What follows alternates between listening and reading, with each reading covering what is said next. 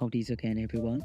Today we are comparing two famous fast standard zoom lenses, the good old 24-17mm f2.8 G Master lens and the Sigma 24-17 f2.8 DGDN Mark I. I own both of them back in 2023, and the Sony lens costs about 25% more. Let's see if their performance still keeping up. For size though, the G Master is sticking out a bit further than the Sigma lens.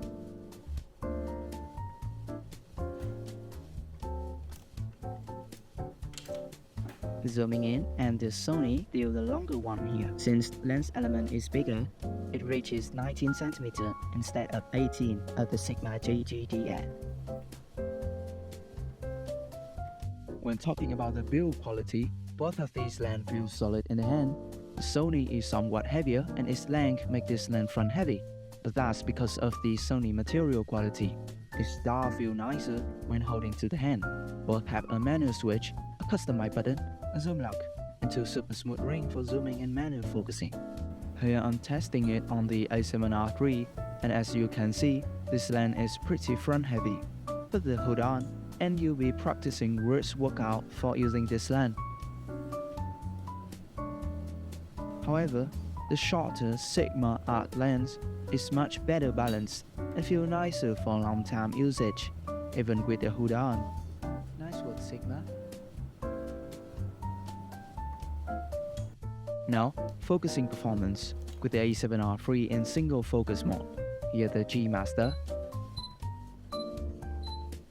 And now the Sigma. Even in continuous focusing, both of these lenses perform excellent, with the Sony being just a bit faster in the 2K category.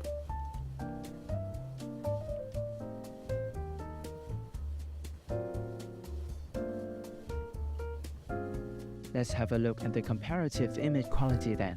I'm mounting it on the Sony A7R III with its 42 megapixel sensor, a 24mm and f2.8 in the center. Both of these lenses is razor sharp with excellent contrast. In the corner, Sony managed to beat the Sigma by an edge, coming a little bit less mirroring. At 42mm and f2.8 in the center of the image, I see a slight loss of contrast on the G Master. In the corner, the Sigma show an advantage over the Sony. Finally, at 17mm and f2.8 in the center, both are a bit weaker, with the Sigma beating the G Master in sharpness. The corner though, the Sigma is marginally better than the G Master deliver. In the long end, both can focus as closely as 39 cm, pretty average. The quality of the shot is poor, being lack of contrast, and can be solved by stopping down. The Sigma can focus as closely as 18 cm when zooming out at 24mm, and the quality is surprisingly good. The bokeh ball of these two lenses is nicely round and smooth. There's not much to complain about, since this fast standard zoom lens instead of prime lens. Related to bokeh is longitudinal chromatic aberration. Both of these lenses look dreadful at f2.8, with colorful bokeh highlight. Stopping down to f5.6 or 6.3 to see the effect disappear. Now, let's look at the micro contrast characteristic of these lenses. I will use a wide 24mm shot and then take out the color vibrancy, leaving only black and white to look for shades of gray. Looking at the result, it's pretty similar, but I gotta say the Sony has more shade of gray, producing a more natural looking pop effect. Finally, let's see if any of these lenses suffer from ghosting and flaring. The result is typically good for both, small flares and a little ghosting from the direct source. For Sunstar though, the Sony only has 9 blades instead of 11 in the Sigma. That's easier to see the Sunstar effect.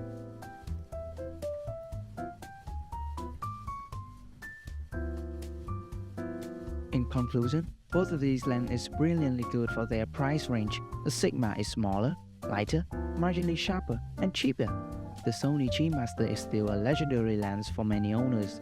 I'm looking forward to testing this lens against all the fast standard zoom lenses for the A-mount Sony cameras. Thank you for watching. See ya!